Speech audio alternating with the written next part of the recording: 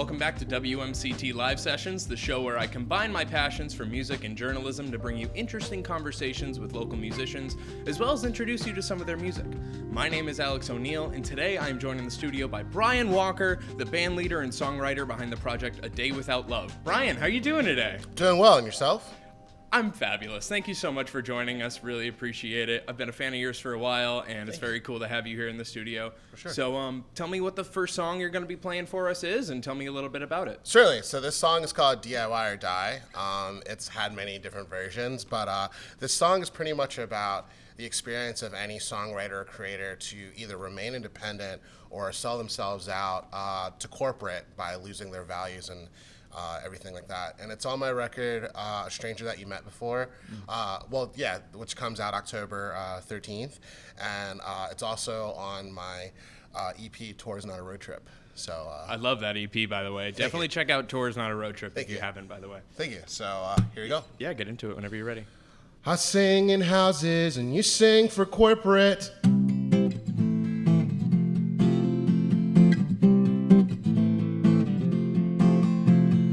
I sing in houses and you sing for corporate. I know that one of us sucks. I can say and do what I want. DIY or die to me. Change the way you see yourself. I sing with reverb and you sing with auto-tune. I don't like the way you sing. You just wanna be king, and I want to sing.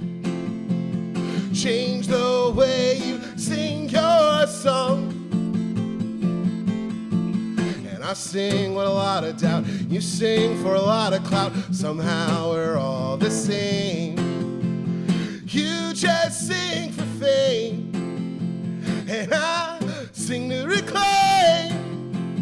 Change the way you fill that void.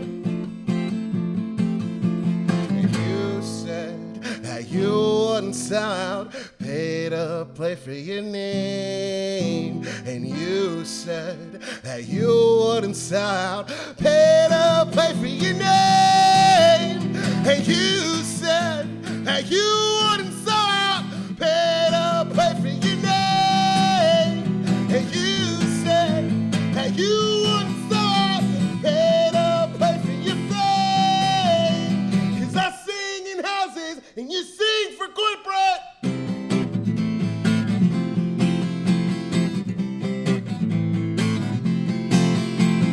I sing in houses and you sing for corporate. I know that one of us sucks. I can say and do what I want. DIY or die to me. Woo! Thank you for that. DIY or Die, Brian Walker, A Day Without Love. So let's talk about the music industry a little bit. Sure. You've been doing this for like a little over a decade now, if I'm getting that right. Exactly a decade. How about that? Well, talk to me about how your feelings about the music industry has changed over the years. Have you always kind of preferred the DIY stuff, or has it been? Have you gone through a lot of different feelings with it? So how I look at it is like choose wisely. You know, taking outside of music, like, would you work for someone that you didn't really agree with?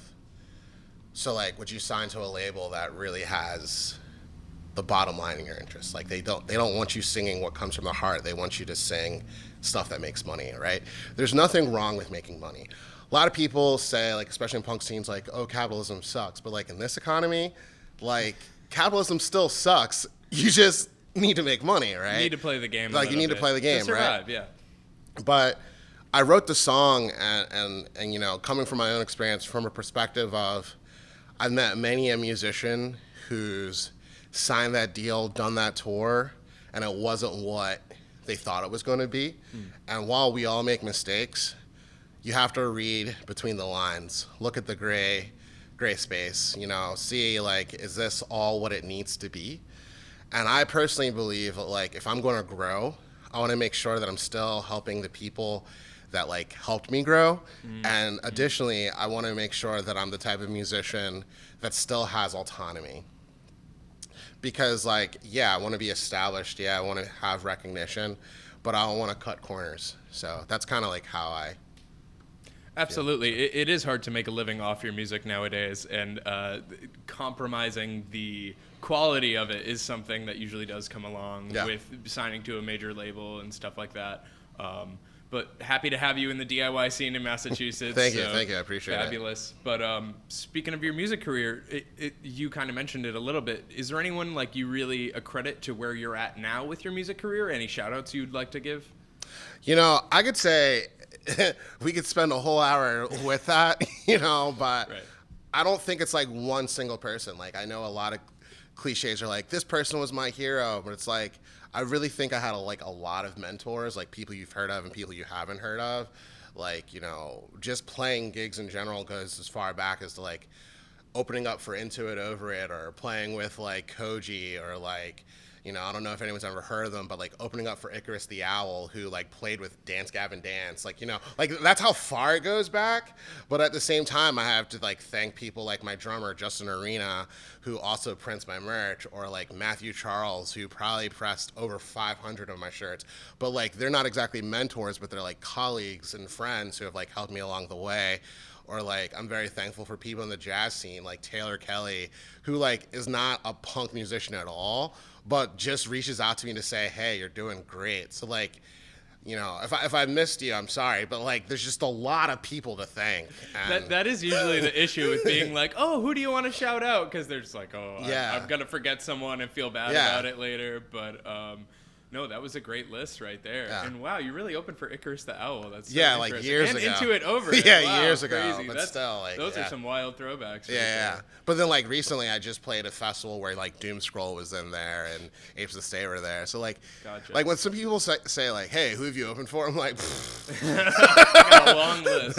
yeah. But it seems like it's not really maybe people that you can accredit to like where you're at now, but maybe your experiences overall. Yeah. And people are definitely a big part of that, but you've had lots of experiences that have helped you grow as a musician. 100%. It's like some of the parts you hold. Like, you know, our relationship, for example, like Boy Jr. reached out like via the internet. Shout out Boy Jr. You know, and then like I played at a house called Distant Castle in Worcester, and then we met, and then now we're here. You know, so that's what I mean. Like it's hard to just list one person. It's a multitude. Yeah. It usually is like a group of people or like a scene specifically coming together to like sort of give you those connections. And True. Let's hear some more music, man. I love your music. What are you gonna play next? I'm gonna play Caffeine, which is an ode to caffeine. This is a fun one. This one's more on the punky side. This is one that if I came to see you with the full band, I would like be it's a fun ecstatic time, to hear. full band. Yeah. So Caffeine, Brian Walker, Day Without Love. Take it away whenever you're ready. Sure.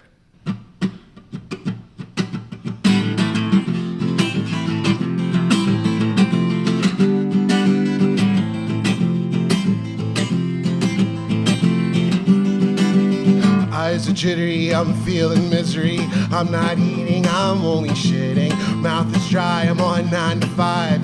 Gig to gig, I need it so. I'm not addicted, I drink it every day, just so I could pay my way. Caffeine dreams, running on steam. I'm so thankful, where would I be without you? The car needs gasoline and I need caffeine. Car needs gasoline and I need caffeine. Car needs gasoline and I need.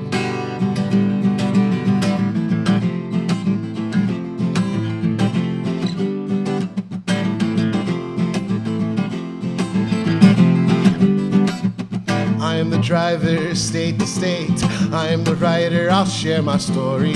Pick me up when I am down. I am thankful for the strong and brown. Car needs gasoline and I need caffeine. Car needs gasoline and I need caffeine. Car needs gasoline and I need.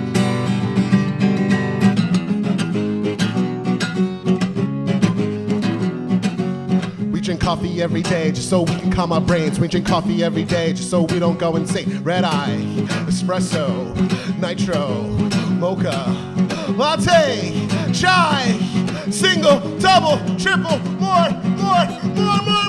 The car needs gasoline and I need caffeine. Car gasoline and honey. Caffeine. Car needs gasoline and honey. Car needs gasoline and honey. Caffeine. Car needs gasoline and honey. Caffeine. Car needs gasoline and honey.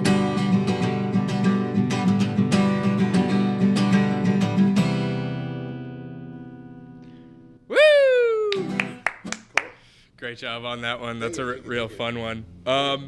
That song talks about it just a little bit, but talk to me about why self-care and checking in with yourself and your mental health is so important to sustaining your ability to perform.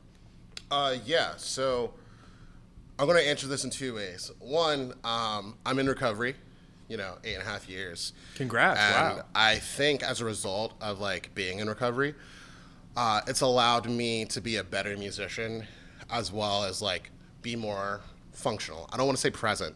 Right. It's a very woo word. There's nothing wrong with being present and mindful. It's just it's allowed me to be more functional, because when I was drinking and playing music, I was very self-doubting, very fearful, didn't think I could tour. Being here, where we are, would not have been possible. Whereas choosing sobriety allowed me to take on more of a self-care journey.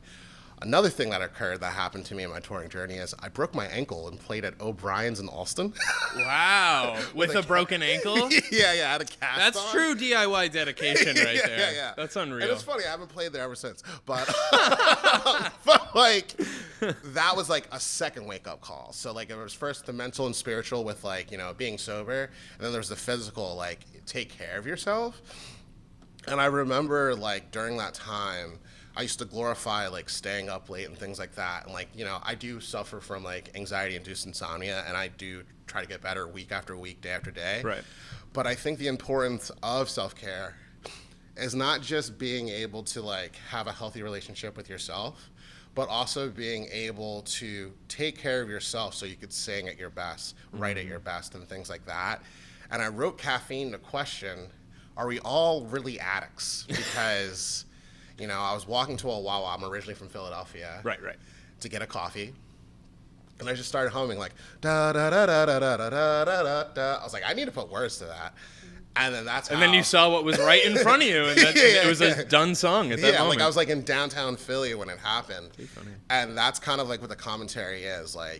A lot of us musicians are coffee and cigarettes, as I think Bob Dylan once wrote, or right. Whiskey and trains. We all have our routines, but the question is our routine enough for us to be present on stage? And that's why I think self-care is important. That's awesome. And I mean, it's just such a shift in attitude from former generations doing the whole rock star thing where you talked about staying up all night. That's a huge thing. The gig's going to end at midnight and then we're all going to go back to this person's house and drink till the sun comes up. True. That is a very kind of common trope that seems as if it's almost like I said, it's a whole oh, you're a rock star, aren't you? You're staying up late and drinking. But in order to sustain it, or I should just say, that's not sustainable. No, that it's really not. isn't sustainable. You can't do that. So I'm glad to see DIY musicians kind of realizing that and waking up to the fact that this music thing doesn't mean you have to just destroy your body. Yep. A lot of punk music kind of, that's a little bit of a requirement of it, having the crazy stage presence and all. But outside of that, even there's so many things we could be doing to take better care of ourselves. Mm-hmm. Encourage our bandmates and the people in the scene to take better care of themselves. I completely agree. Yeah, it's just going to snowball into, a better, healthier scene with folks that, can do the long drives and all the things that comes with touring and playing gigs and not feel absolutely dead at the end of the day. Totally. I always recommend, call your family or your support system. For me, I call my grandma every state I change. Wow. If I have a 10-day tour, I'll call her every day. I'm in a new state, or call your partner, call your friends. If you have faith, pray, meditate, exercise. All of those things help me elevate, and not only elevate, but feel that the unfamiliar doesn't have to feel weird. So I like that. Feeling confident going to a new place because you got enough sleep last night. You stretched this morning. Exactly. You had your caffeine. Your caffeine. Yeah. But social media is such an interesting part about this whole thing because I feel there is a lot of advocacy for self-care on social media, but at the same time, social media use isn't good for self-care necessarily. Yeah. And you've had quite the social media journey, I guess I'd say. I don't really like calling it that, but I think you plotted to like post every day for a year or something like that. Talk to me about that experience. What have you learned from sort of like putting yourself out there on social media, and like what advice do you have for other musicians who want to do something similar? So intrinsically and extrinsically, I was questioning like this new age mentality, like consistency is best, but then people say it's quality, not quantity. But then they say show up every day, and I'm like, wait, what? why are we all? What do I have to do? Tell me. Yeah, and then the other one is like, if you post every day, something's gonna happen. And I'm like, post what? Like, do I play banjo solos? Do I make jokes? Do I become like the cool hip guy with my glasses saying like, wake up, young brother, time to change? Like, I was just like, there's so many things I could do. So I said to myself, like, I want to know, how am I going to feel? Will I get burnout? And then secondly, will my followers grow? I personally think on the last one, followers grow. Like, yeah, followings grew, but I think that was just from playing shows and talking to people, not so much like the posting every day, right? It is hard to discern when you're putting yourself out there in real life as well, well as the internet. You're like, is this just because of the yeah, that's interesting. I didn't burn out. That's the first thing. And I think that really came from like just years of different things that I've challenged myself to do. Like, it's not out now, but like years ago, I was just like, well, if Into It Over did 52 songs in 52 weeks, can I do 52 songs in 52 weeks? So I did it, but I never put it out. And then I was like, well, what if I did 7 songs in 7 days? And I did that too. And I was like, okay, I did notice there was a law of diminishing returns in the quality of the songs that I wrote, which you could kind of see in that record too, if you ever listen to 52 Weeks. Okay. But I didn't burn out because I had an aha moment. It was no longer about the followers. It was no longer about, can I do it? I knew I could do it, but the reason why I stopped was like, I realized I was like making all these relationships, and I was meeting some people that already knew who I was, and they were like, you're really motivational. You helped me change my life, but they weren't listening to my music. And I said to myself, A Day Without Love does have a motivational component, but I'm not trying to be a motivational speaker. You're trying to eat and play music, right? Yeah. So that's like why I stopped, because I was thinking to myself, like, I do want people to be inspired as a result of listening to me, but I don't want people to be inspired as a result of looking at my posts. And I think that's a very dangerous thing to have, because if I did blow up like more than thousands of followers, then you become this guru. And like, I don't want to be a guru. So that's why I stopped. I've seen it happen to many other artists before. Yeah. Where they're the go-to guy for production, like advice or something, and they're like, I just want people to listen to my music. That's why I did this whole social media thing to begin with. And then it is completely outside of their hands and control once, people who are consuming their content kind of get their hands on it. Exactly. So and then I met other bigger artists, won't say names, where I noticed there was like this other side in person where they're resentful of themselves because they got known for covers, or they got known for doing videos, or they got, sexualized or, objectified or idealized or whatever. And I thought to myself, all right, I'm still going to be consistent, but I'm going to create promoting the things that truly matter to me. These are events happening. These are things I'm a part of. And I was like, that makes sense, because my podcast stream's not memes. People only know it for the podcast, and that's it. And that's okay. But I don't let it interfere with my music. Like, they're two separate things. So yeah, I just kind of had this aha moment. Like, it might take longer to quote unquote blow up or whatever, but at least I'm true to myself. And that's kind of like what DIY or Die is saying. Like, yeah. That's what DIY mentality is all about. Just staying true to yourself. And I love that. And very honorable, and I appreciate it. For sure.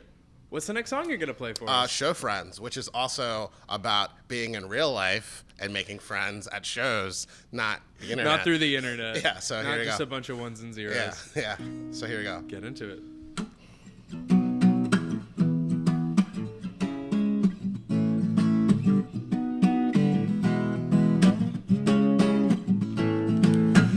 Sent one message and I found a friend.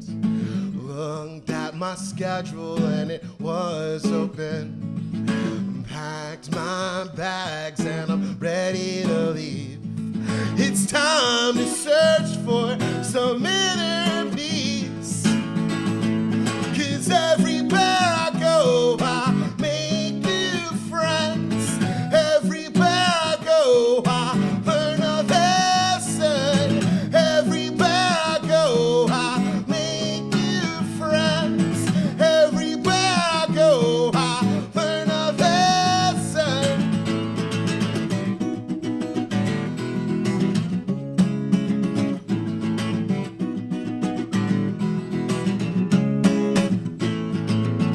Hug some strangers and hug some lovers. Slept on couches and used some covers. Eat new foods and feel new moods. Time to do it again and again. 'Cause everywhere I go, I make new friends. Everywhere I go, I learn a lesson. Everywhere I go, I make new friends. Everywhere I go, I learn a lesson.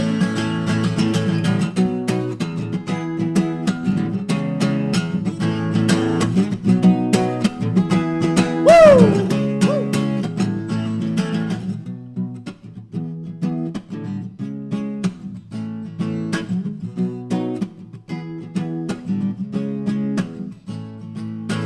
Took my selfies and showed my love. Said my thank yous and gave my love. 'Cause music needs unity, it needs more diversity. I'm gonna change this world, this world. 'Cause everywhere I go, I make new friends. Everywhere I go, I learn a lesson.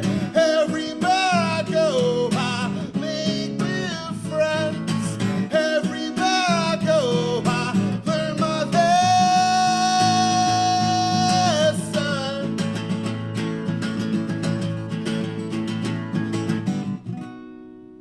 Woo!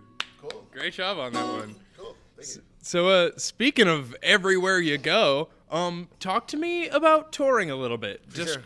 And if you could describe to me what an ideal tour for you would look like, and then how that's different from like the reality that you face once you're out there. So for me, an ideal tour would look like having like my band back me up, because I write all these songs with a full band vision. That's Right. the first thing. And we will be playing 2 to 4 hours every day, because I don't believe in that like 7-hour, 12-hour. I'm over that. I'm 34, you know? So that's the first thing. Secondly, financially, just having all of our needs, like, you know, met. Like, if I were to be very candid about it, to have a van that would host like 4 people, it's about $100 to $150 in gas a day. You know, and then you have to feed 4 people. So like, really, like, you would want to make $600, $800, you know, a day. Like, that's how much you want to make. Right. And then from there, I'm just playing spaces that are inclusive and accepting, whether it be houses, bars, regardless of whatever. And, you know, having a band that's either of the same size or bigger, supporting it with locals. I'm a big fan of locals. Some people don't like locals. I think that's weird. Just like your face is saying like, what? What in the world? Yeah, definitely want to have locals. It's kind of unreal to want to tour and not like want anything to do with the local community you're going to. Wow. And then I would say, fourthly, and I'm not just saying it because I'm on here, be able to do like media that looks like stuff like this. Oh, okay. You know, like I would want to hit up like local radio stations, local TV, things like that. And that's kind of like the big 4 things I want to do. But like the reality is like I'm playing for like $75 to $200, often solo. When I do play full band, I sometimes make more, but other times it's like makes no difference, right? We're jammed in a car. What else? Or we take 4 separate cars, depending on the location. Sleeping arrangements, I typically use Airbnb or hotels as a last minute resort, or we'll use a friend or couch surfing. That's what we'll do.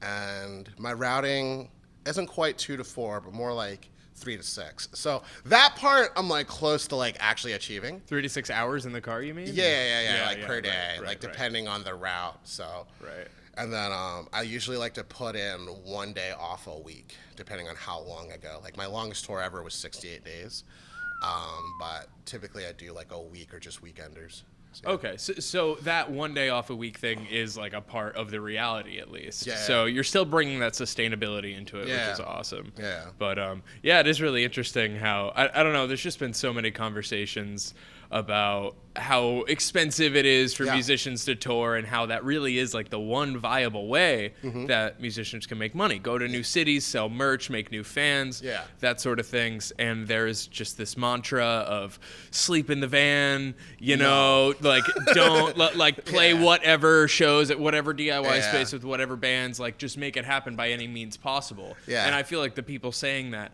haven't really been in a situation where they need to like be on the road for long periods of times, and they don't really understand the reality. No one wants to sleep in a stinky van with your 4 bandmates who are covered in sweat and haven't eaten anything all night. You know, like that's why I said no when you said that, because in my so I've been doing this for 10 years, but I've been touring for 6. It would be 7, but we had that year we had to take off. You know, we already know about that. But like, I've only slept in the van or the equivalent of a van 3 times. And I've only slept on 2 floors. Wow. And I think a lot of it is because things like, other than friendships and networks, things like couch surfing exist. Like, I think people don't recognize it. Couch surfing, the app, you could vet it. Like, you know, you could vet it by gender, you could vet it by political belief, you could vet it by age.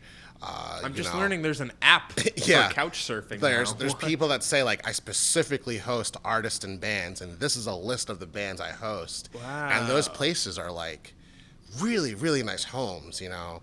So it's just like, it doesn't have to be that way. And I think we need to retire that. like if this is my statement of this interview, you don't have to sleep in the van. You don't have to sleep in the van. There's a better way somewhere. Well, in Show Friends, you also talk about music needing more diversity. Would you mind talking to me about your experiences with tokenism? Because I was listening to the You Go Boy podcast, and you were talking about Penn State and how just the percentages there, how it was 70% white and 7% black, and you were starting a songwriters club and starting to get more involved in the community. So like, how did that go? Did you run into any barriers, and are those barriers like still existing in the DIY scene nowadays? So like, my beginnings as like A Day Without Love, like as a recording act, were not easy, mostly because I was experiencing like just textbook racism. Like the first venue I played in Philly, a guy used some flavorful language that I can't say on air, and some racially charged languages. Yes, it was that word, and put a gun to my face, right? Wow. And this was like in a bar, and the bartender was nowhere to be found, and the bands were smoking cigarettes. So this is a sign: don't smoke cigarettes when you're at shows. And fortunately, because he passed out because he was intoxicated, nothing happened. Nothing happened, and I got out, right? Thank God. But like, that could have been the end right there, just on like racism. And you know, had other shows where like hecklers were calling me that word and things like that, and I wanted to speak out about it, but no one wanted to believe me. People told me, just leave the city I was born in, right? And I just felt very like rejected about it, and I confronted other forms of racism across my journey, and things have gotten better. But like, experiencing things like waiting 6 years until I shared a bill with another marginalized person, or waiting like another like also 6.5 years till I shared a bill with another black person, and things like that. That is like what made me write that line. And like, you know, I wrote this record called Diary, where I talk about the racism I experienced before I wrote Solace. It's a prequel to a record I wrote. And pretty much like, my vision is that we live in a musical community, or communities, where racial and ethnic differences, as well as like gender differences and other differences, are seen and understood, not compared. Because we're living in a time of like the oppression Olympics where people are going like, oh, well, yeah, you're this, well, I'm that. And like, it's not about connection. And I wrote like the hook to show friends because I finally saw the light. Like, I'm this touring musician that used to tour in the Megabus, and I've like helped like other communities get connected with each other and met other people. And a lot of people have told me, like during my touring journey, like, I feel like I already know you. And at first I resisted that. And now I'm starting to accept it. But I also have to say, like, there's one thing that needs to be said, and that's we need more diversity and inclusion in the arts, like from, you know, major festival representation to minor festival representation. And I think a big way that we do that is by understanding each other instead of treating the arts as a popularity contest. So. Are you finding that understanding in like the local DIY scenes that you're currently a part of now? Slowly but surely, yeah. You know, a lot of people told me like when I left Philly, like, oh, it's going to be worse in Boston. And I was like, I think the only thing worse in Boston or like, you know, the Massachusetts area is no different than anywhere else in America. It's that we're all trying to pick up from COVID, like finding enough spaces. Cause like, you know, when I started like touring, well, not even touring, cause I started touring in 2015, but I started playing in 2013. That was like the era of like Algernon, Cadwallader, and snowing, and like there were 95 houses in Philly. Wow. Like I like imagine going to a town where there's 95 houses. That is unreal. Apparently Boston was the same way. There's like, you know, Very something true. and like you have to think to yourself, like, that is a problem out of my control, right? But it doesn't take away from the fact that there's always someone you can meet. And I think something that we're doing better now is we're accepting all sorts of people into communities without as much resistance. And I don't think it's because of like the fire and brimstone of cancel culture, but it's more about understanding that, you know, we're coming out of an era of revolution can be peaceful, revolution can be understanding, and we can confront it with an open heart and not so much of a like an angry heart. Right. Yeah. Absolutely. And it's hard to sort of like confront the issues that like the larger world is facing if you have like those issues like in your home, in your community, exactly, that sort of thing. So that's wonderful. I'm so glad. Thanks for sharing that with me. For sure. What's the last song you're gonna play? The song is called "Home on the Highway," which actually is a great segue to like what we're talking about. It's pretty much about finding your sense of community or place when making your own decisions creatively. In this case, touring. So, Fantastic. A Day Without Love, Home on the Highway. Make it happen.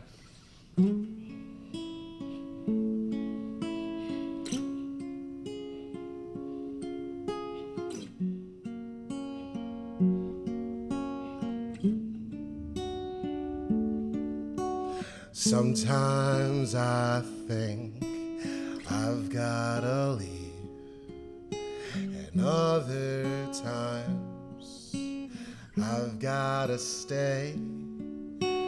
I've been trying to find my truth, writing letters next to you.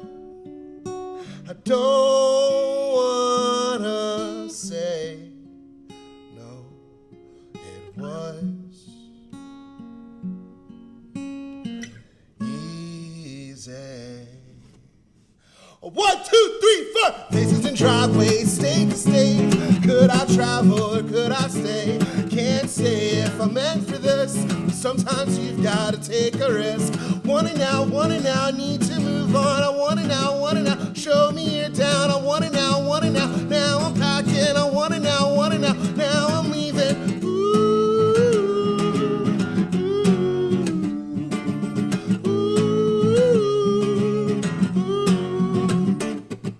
Life could go forwards, or life could go backwards, and think I found something new and pure. I could sleep now, or we could change, travel day to day. I want it now, need to move on. I want it now, show me you're down. I want it now, now I'm packing. Want it now, now I'm leaving. I want it now, I need to move on. Want it now, show me you're down. I want it now, now I'm leaving. Want it now, now I'm packing.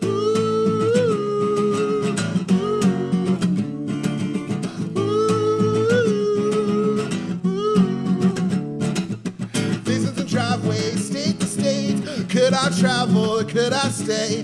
Can't say if I'm meant for this. Sometimes you've gotta take a risk.